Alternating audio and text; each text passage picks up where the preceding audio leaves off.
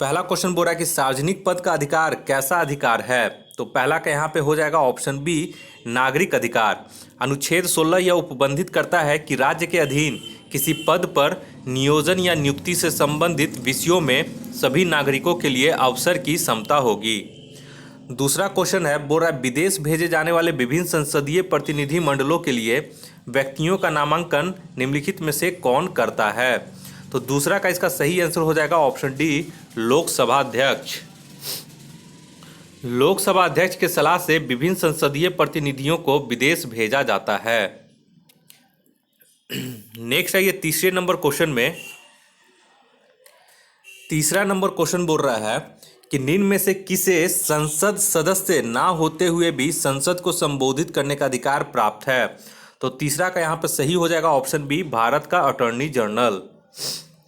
भारत का attorney general संसद का सदस्य नहीं होता है, लेकिन वह संसद को संबोधित कर सकता है। भारतीय संविधान के अनुच्छेद 76 में अटॉर्नी जनरल का वर्णन किया गया है। चौथा नंबर में आइए, संविधान सभा के प्रारूप समिति के अध्यक्ष कौन थे।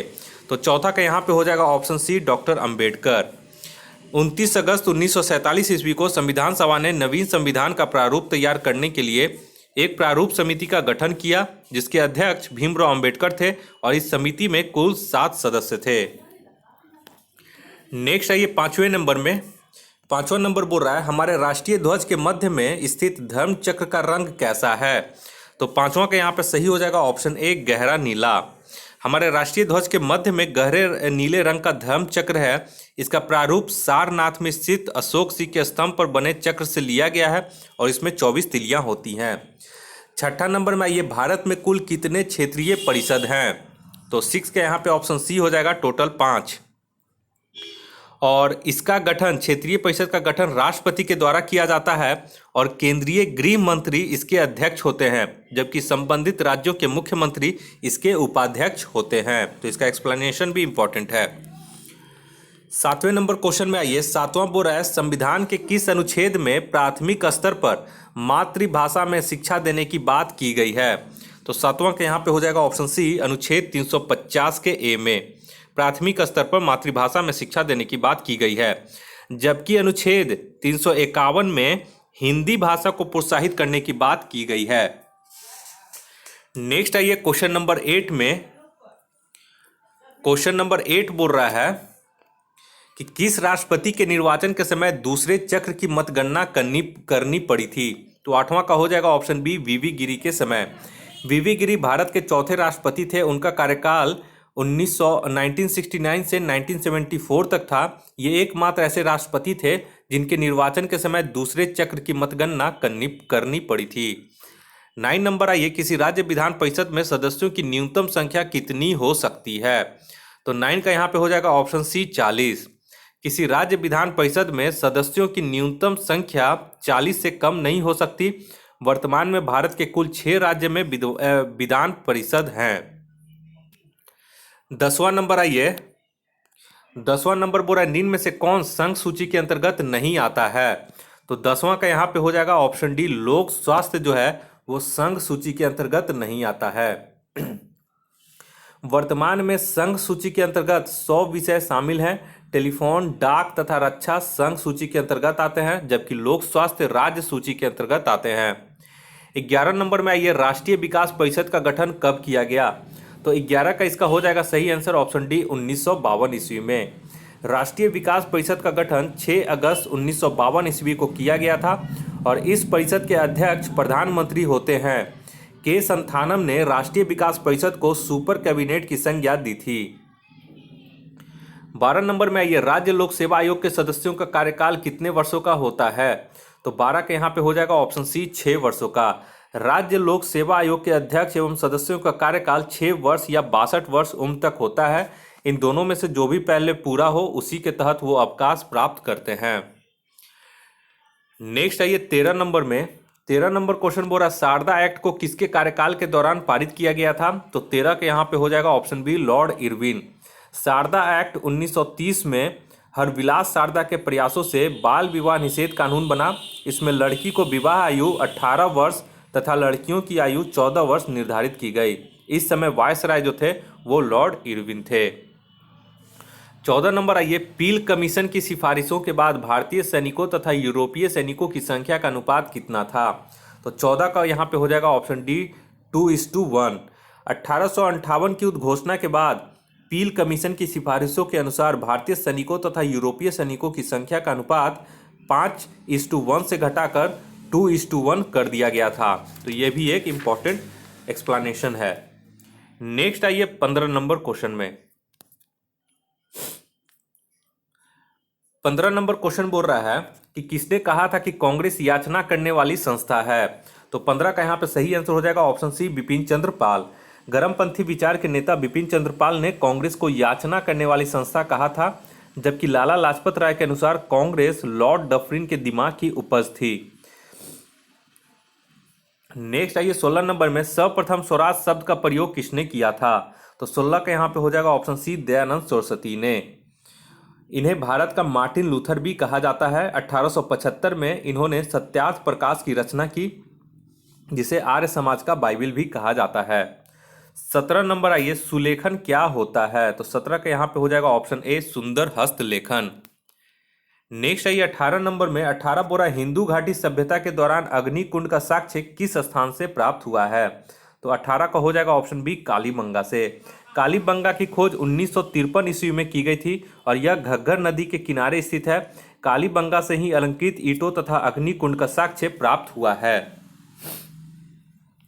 और 19 नंबर में आइए, कठोपनिषद किस वेद का उपनिषद है? तो 19 का यहाँ पे हो जाएगा ऑप्शन सी, यजुर्वेद।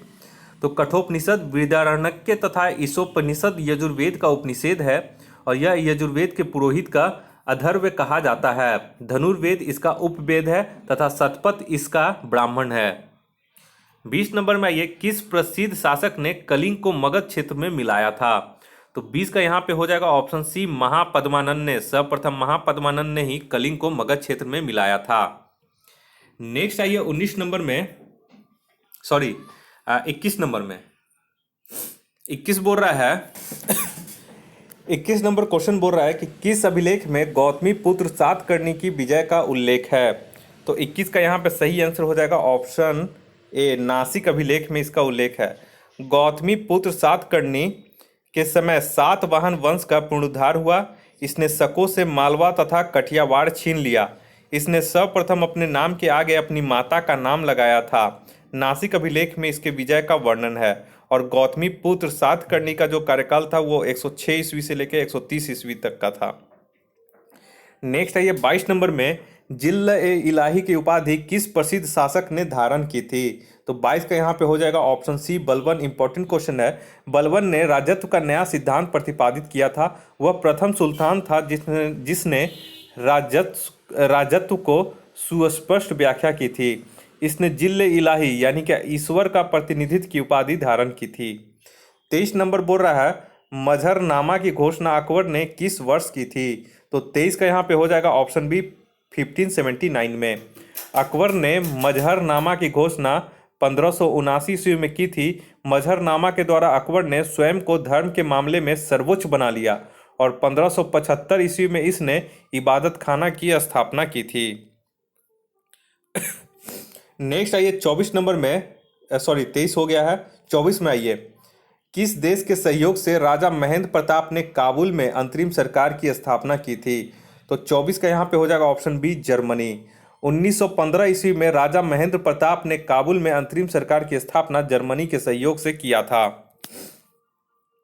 नेक्स्ट आइए 25 नंबर में, 25 बोरा प्रथम बार अलग पाकिस्तान के निर्माण का प्रस्ताव कब पारित किया गया था? तो 25 का यहाँ पे हो जाएगा ऑप्शन ए, 1940 ईस्वी में। मुस्लिम लीग के लाहौर अधिवेशन 1940 में पहली बार अलग पाकिस्तान के निर्माण का प्रस्ताव पारित किया गया था और मुस्लिम लीग ने 23 मार्च 1943 को पाकिस्तान दिवस के रूप में मनाया था। तो ये इंपॉर्टेंट क्वेश्चन है, इसका एक्सप्लेनेशन भी इंपॉर्टेंट है।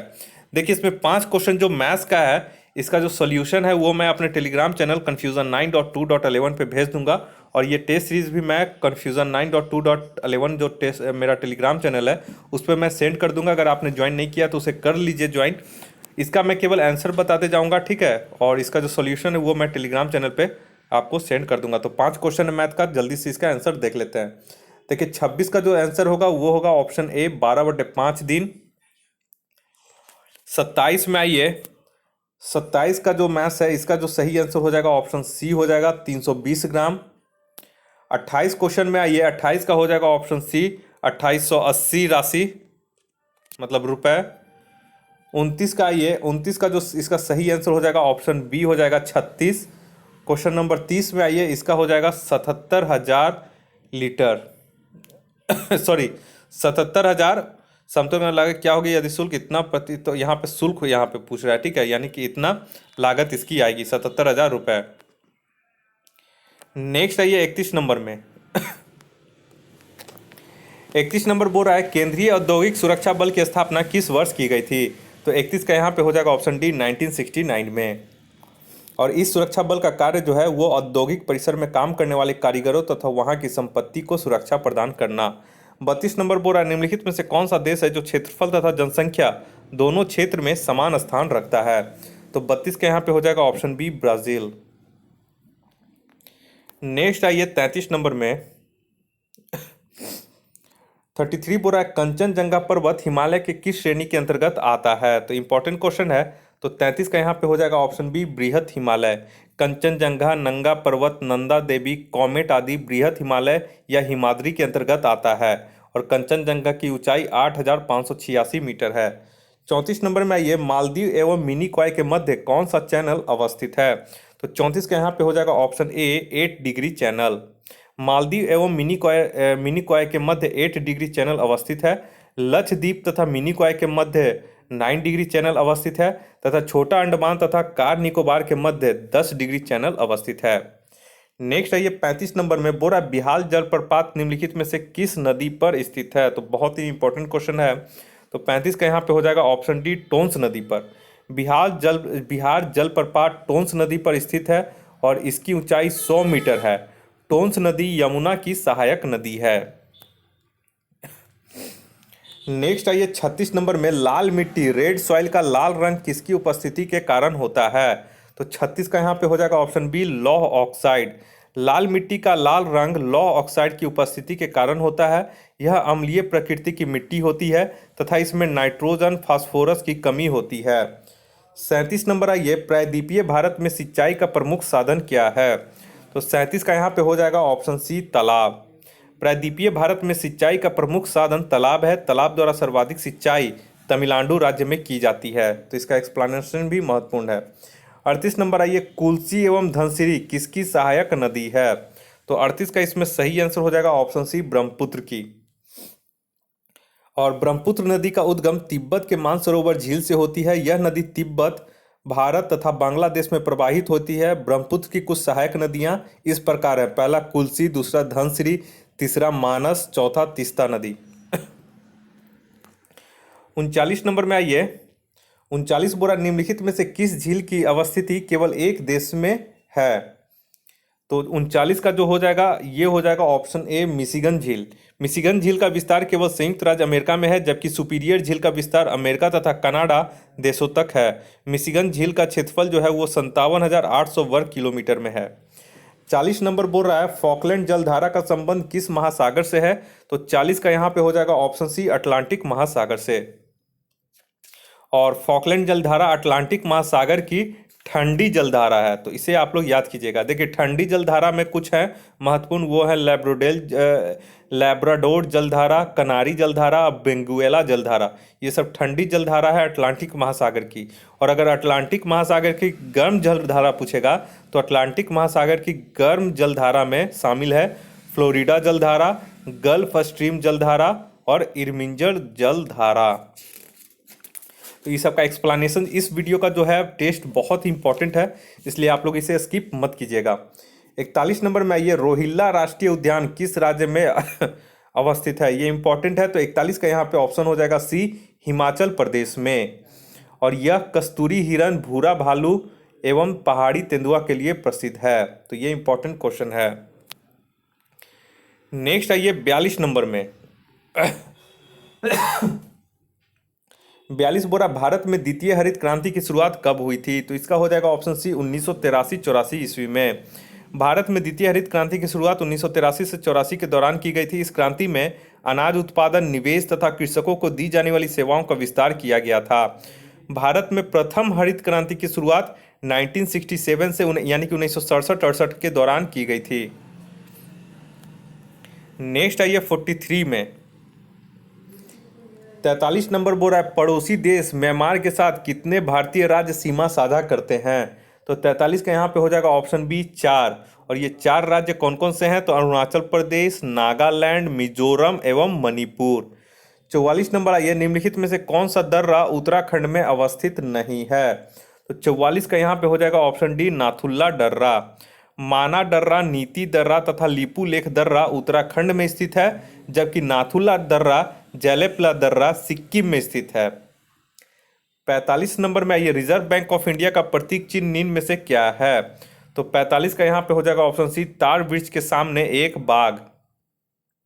तो 45 का यहाँ पे हो जाएगा ऑप्शन सी, ताड़ वृक्ष के सामने एक बाघ।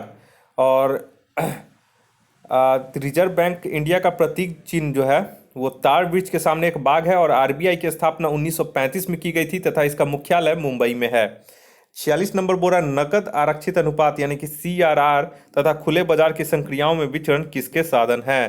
तो 46 नंबर का हो जाएगा ऑप्शन डी मौद्रिक नीति के। नेक्स्ट आइए 47 नंबर में 47 बोल रहा है, अन्नपूर्णा योजना की शुरुआत किस वर्ष की गई थी? तो 47 का यहाँ पे हो जाएगा ऑप्शन सी, वर्ष 2000 ईस्वी में। अन्नपूर्णा योजना की शुरुआत 2 अक्टूबर 2000 ईस्वी को गाजियाबाद से किया गया था। इस योजना का उद्देश्य देश के गरीब नागरिकों को भोजन उपलब्ध कराना था। 48 नंबर आइए, वाई के अलग समिति का संबंध किससे है? तो 48 के यहाँ पे हो जाएगा ऑप्शन सी, गरीबी। वाई के अलग समिति का संबंध गरीबी से है। इसी समिति ने पहली बार शहरी तथा ग्रामीण क्षेत्रों के लोगों के लिए अलग अलग कैलोरी की मात्रा निर्धारित की थी, जो क्रमशः 2100 कैलोरी तथा 2400 कैलोरी थी। और ये शहरी तथा ग्रामीण क्षेत्र के लिए क्रमशः मैंने बताया है, यानी कि शहरी क्षेत्र के लिए पूछेगा तो 2100 कैलोरी और ग्रामीण क्षेत्रों के लिए पूछेगा तो 2400 कैलोरी। 49 नंबर में ये किस प्रधानमंत्री के कार्यकाल के दौरान 14 प्रमुख व्यावसायिक बैंकों का राष्ट्रीयकरण किया गया था? तो 49 का यहाँ पे हो जाएगा ऑप्शन बी, इंदिरा गांधी के समय। भारत में सर्वप्रथम 14 प्रमुख बैंकों का राष्ट्रीयकरण 15 अप्रैल 1969 में किया गया था। उस समय भारत के प्रधानमंत्री इंदिरा गांधी थी। 50 नंबर में आइए, 50 नंबर बोल रहा है, प्लानिंग एंड द पुअर की पुस्तक का संबंध किससे है? तो 50 के यहाँ पे हो जाएगा ऑप्शन बी, वी.एस. मिन्हास से। प्लानिंग एंड द पुअर का संबंध वी.एस. मिन्हास से है, जबकि प्रच्छन्न बेरोजगारी सिद्धांत रेगनर नक्स को ने दिया था। तो पूछता भी है कि प्रच्छन्न बेरोजगारी किसे कहते हैं, प्रच्छन्न बेरोजगारी क्या होता है? तो इसका सिद्धांत जो है वो रेगनर नक्स ने दिया था। 51 नंबर बोल रहा है, विश्व विरासत संधि पर भारत ने किस वर्ष हस्ताक्षर किए थे? तो 51 का यहाँ पे हो जाएगा ऑप्शन डी, वर्ष 1976 ईस्वी में। नेक्स्ट आइए 52 नंबर में 52 बोल रहा है, भारतीय वन प्रबंधन संस्थान का मुख्यालय कहाँ है? तो 52 का यहाँ पे हो जाएगा ऑप्शन बी, भोपाल। भारतीय वन प्रबंधन संस्थान का मुख्यालय भोपाल में है, जबकि राष्ट्रीय पर्यावरण शोध संस्थान नागपुर में स्थित है। 53 का है, निम्नलिखित में से कौन इनपुट डिवाइस का उदाहरण नहीं है?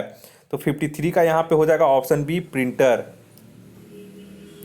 54 नंबर में बोल रहा है, निम्न में से किसका संबंध ग्रीन हाउस गैसों के उत्सर्जन में कटौती से है? तो 54 का यहाँ पे हो जाएगा ऑप्शन सी, क्योटो प्रोटोकॉल। और मॉन्ट्रियल प्रोटोकॉल जो है वो ओजोन परत का जो संक्षरण हो रहा है उसके रोकथाम के उपाय करने से लेके संबंधित है। तो क्योटो प्रोटोकॉल में आता है, क्योटो प्रोटोकॉल का संबंध ग्रीन हाउस गैसों के उत्सर्जन से कटौती से है और 1997 ईस्वी में इस प्रोटोकॉल का आयोजन जापान के क्योटो शहर में किया गया था। नेक्स्ट आइए 55 नंबर में 55 बोरा, भारत में गुणवत्ता के दृष्टिकोण से एक मार्ग एक्ट कब लागू किया गया था? तो 55 का भी इंपॉर्टेंट क्वेश्चन है, ये है ऑप्शन ए, वर्ष 1937 ईस्वी में। भारत में गुणवत्ता के दृष्टिकोण से एक मार्ग एक्ट को 8 मई 1937 ईस्वी में सर्वप्रथम लागू किया गया था। वर्ष 1986 में इसका संशोधन किया गया तथा यह भारत में कृषि, खाद्य उत्पादों एवं पदार्थों पर लगाया जाता है। 56 नंबर में आइए, हाल ही में किस भारतीय पहलवान ने 65 किलोग्राम वर्ग में विश्व में नंबर 1 की रैंकिंग हासिल की है? तो इंपॉर्टेंट क्वेश्चन है। 56 का यहाँ पे हो जाएगा ऑप्शन बी, बजरंग पुनिया। भारतीय पहलवान बजरंग पुनिया ने विश्व में नंबर 1 रैंकिंग हासिल कर ली है। उन्होंने मोटोयो पेलिकोन रैंकिंग सीरीज में लगातार दूसरा स्वर्ण पदक जीतने के बाद यह रैंकिंग हासिल की है। बजरंग पुनिया ने मंगोलिया के तुल्गा तुमुर ओचिर को 65 किलोग्राम में 2-2 मानदंडों से हराया था। 57 बोल रहा है, हाल ही में किस देश ने अंतरिक्ष में अपना पहला सैन्य अभ्यास शुरू किया है? तो 57 का यहाँ पे हो जाएगा ऑप्शन बी, फ्रांस ने। ये इंपॉर्टेंट क्वेश्चन है करंट अफेयर्स का। फ्रांस ने हाल ही में अंतरिक्ष में अपना पहला सैन्य अभ्यास शुरू किया। इसका उद्देश्य किसी हमले की स्थिति में अपने अंतरिक्ष उपग्रहों तथा अन्य उपकरणों की रक्षा के लिए अंतरिक्ष कमान की क्षमता का आकलन करना है। 58 नंबर में आइए, 10 मार्च 2021 को किस स्कॉर्पियन पनडुब्बी को भारतीय नौसेना में शामिल किया गया है? तो 58 के यहाँ पे हो जाएगा option A, INS Karanj. INS करंज भारत की तीसरी स्कॉर्पियन श्रेणी की पनडुब्बी है जिसे मार्च 2021 को भारतीय नौसेना में शामिल किया गया है। INS करंज मुंबई में मझगांव डॉक लिमिटेड द्वारा प्रोजेक्ट 75 के तहत बनाई जा रही है। यह 6 स्कॉर्पियन श्रेणी की पनडुब्बियों का हिस्सा है। नेक्स्ट आइए 59 में, किस कंपनी ने भारत में महिला सशक्तिकरण के लिए अनुदान में 25 मिलियन अमेरिकी डॉलर का अनावरण किया है? तो 59 का यहाँ पे हो जाएगा ऑप्शन ए, गूगल ने। और गूगल के यानी कि गूगल जो इसके पेरेंट कंपनी है अल्फाबेट, इसके CEO कौन है? तो सुंदर पिचई हैं। नेक्स्ट आइए 60 नंबर में,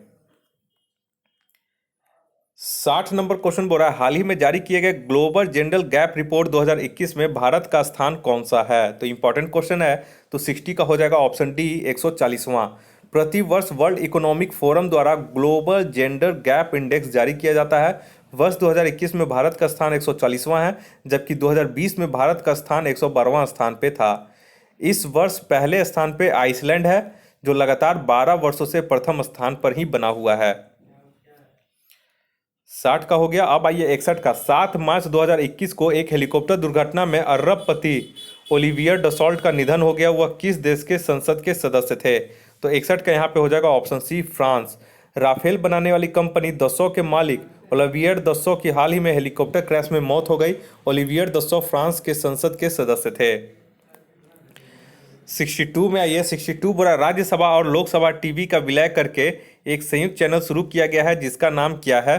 तो ये बहुत लोगों को पता होगा, ऑप्शन बी है, संसद टीवी इसका नाम रखा गया है। और रिटायर्ड IAS अधिकारी रवि कपूर को 1 साल के लिए इसका CEO नियुक्त किया गया है।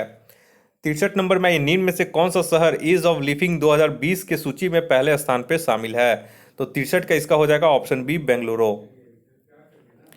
नेक्स्ट आइए 64 नंबर में,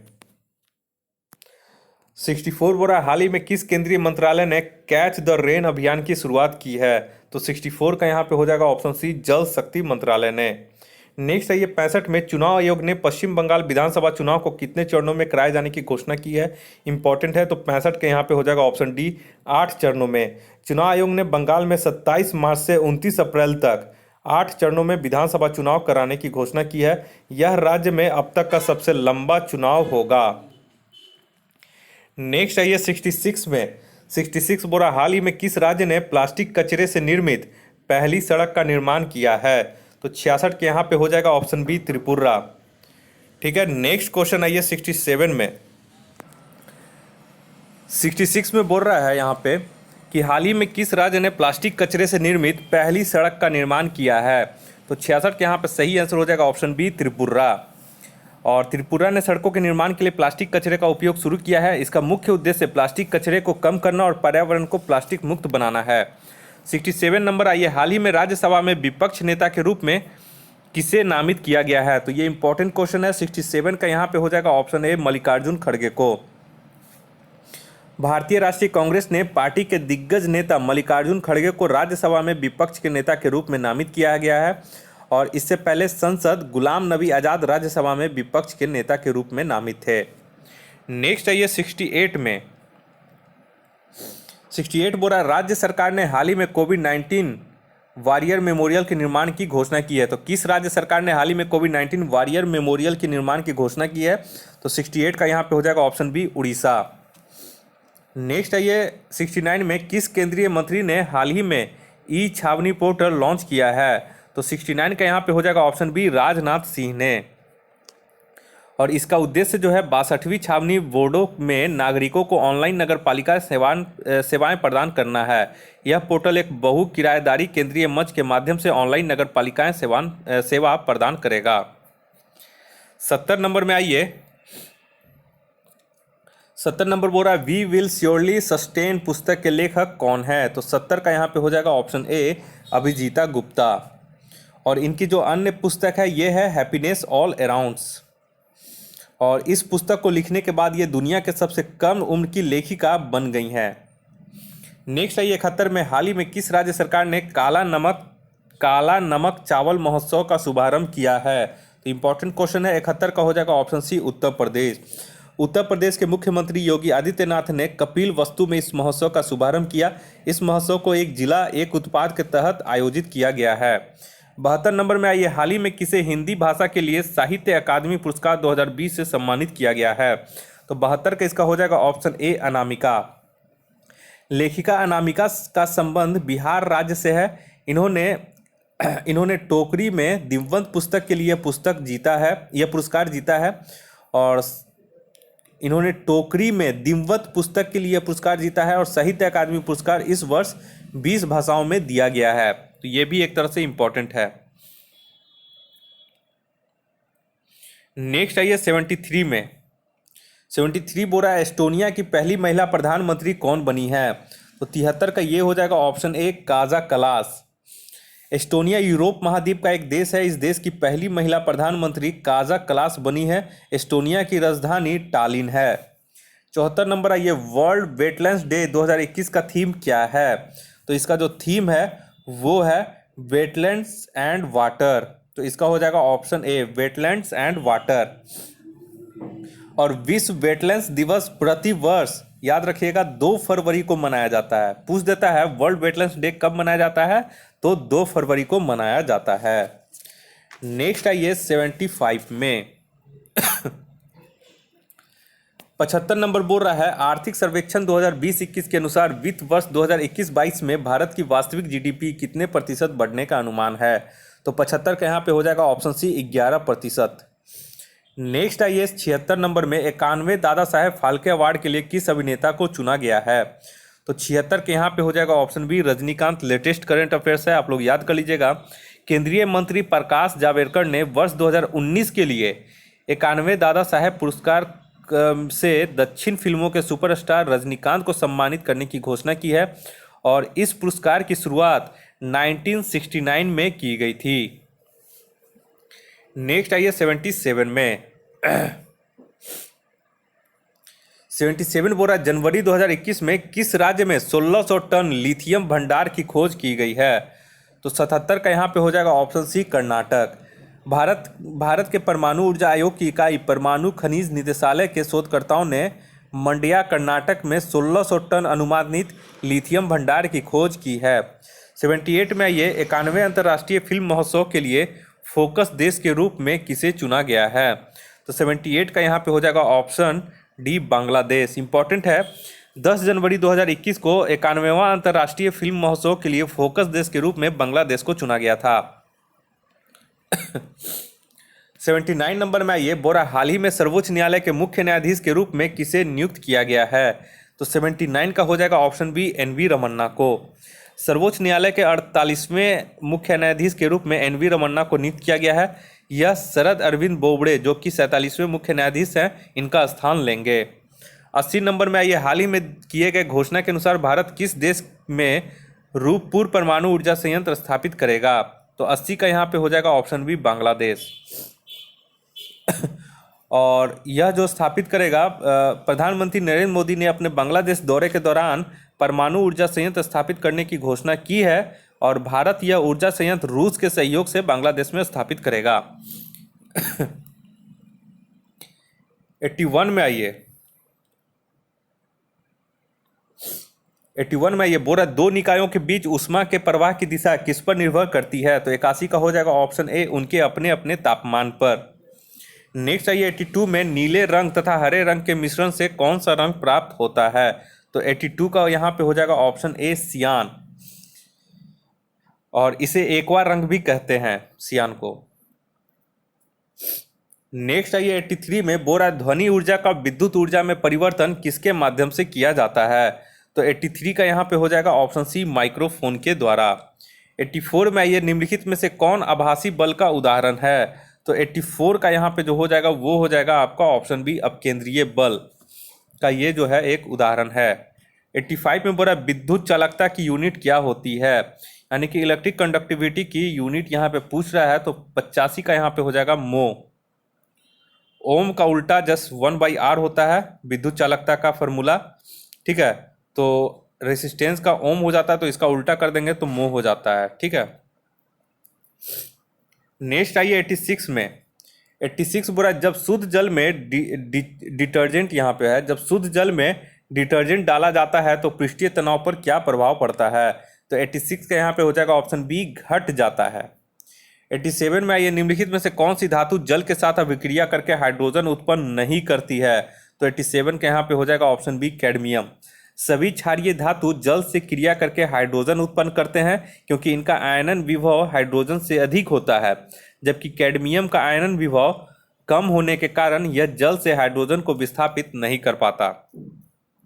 88 बोरा निम्न में से किसे भूरा कोयला कहा जाता है। तो 88 का यहाँ पे हो जाएगा ऑप्शन सी लिग्नाइट को भूरा कोयला कहा जाता है। और किसी भी कोयले की गुणवत्ता का निर्धारण उसमें निहित कार्बन के अनुपात पर निर्भर करता है। नेक्स्ट आइए 89 में किस कारण फिटकिरी रक्तस्राव को रोकने में सहायक होती है। तो 89 का यहाँ पे हो जाएगा ऑप्शन सी स्कंदन। नेक्स्ट आइए 90 नंबर में जल गैस निम्नलिखित में से किसका मिश्रण है। तो 90 का यहाँ पे जो सही हो जाएगा वो हो जाएगा ऑप्शन बी CO+H2 यानी कि carbon monoxide plus hydrogen. Next आइए 91 नंबर में रेयॉन का निर्माण निम्न में से किससे किया जाता है। तो रेयॉन का निर्माण किससे किया जाता है। तो 91 का यहाँ पे हो जाएगा ऑप्शन डी सेल्यूलोज से इसका रेयॉन का निर्माण किया जाता है। रेयॉन एक कृत्रिम सिल्क के नाम से जाना जाता है। यह सेल्यूलोज द्वारा रासायनिक क्रिया द्वारा बनता है और रेयॉन जो है वो एक पॉलीसैकेराइड का उदाहरण है। नेक्स्ट आइए 92 में मोनोजाइट में निम्न में से कौन सा खनिज पाया जाता है। तो 92 का यहाँ पे हो जाएगा ऑप्शन ए थोरियम। नेक्स्ट आइए 93 में रेडियो सक्रियता निम्न में से किसका प्रमुख गुण है। तो 93 का यहाँ पे हो जाएगा नाभिक का यानी कि न्यूक्लियस का। 94 में आइए 94 बोल रहा है वनस्पति घी के औद्योगिक उत्पादन में कौन सी विधि प्रयोग में लाई जाती है। तो 94 का यहाँ पे हो जाएगा ऑप्शन बी अपचयन। अपचयन प्रोसेस यहाँ पे लाया जाता है, यानी कि अपचयन प्रोसेस में क्या होता है कि उच्च दाब पर निकेल उत्प्रेरक की उपस्थिति में हाइड्रोजन वनस्पति तेलों से संयोग करके उसे वनस्पति घी में परिवर्तित करता है और इस प्रक्रिया का तेलों का हाइड्रोजनीकरण कहा जाता है। 95 नंबर में आइए निम्नलिखित में से किस विटामिन का संश्लेषण यकृत द्वारा किया जाता है। तो 95 का यहाँ पे हो जाएगा ऑप्शन ए विटामिन ए का। यकृत विटामिन ए का बहुत ही कम समय के लिए संचयन भी करता है। 96 में आइए 96 बोल रहा है भ्रूण की अपरापोषिका यानी कि एलैंटोइस किसमें सहायक होती है। तो 96 का यहाँ पे हो जाएगा ऑप्शन सी उत्सर्जन में।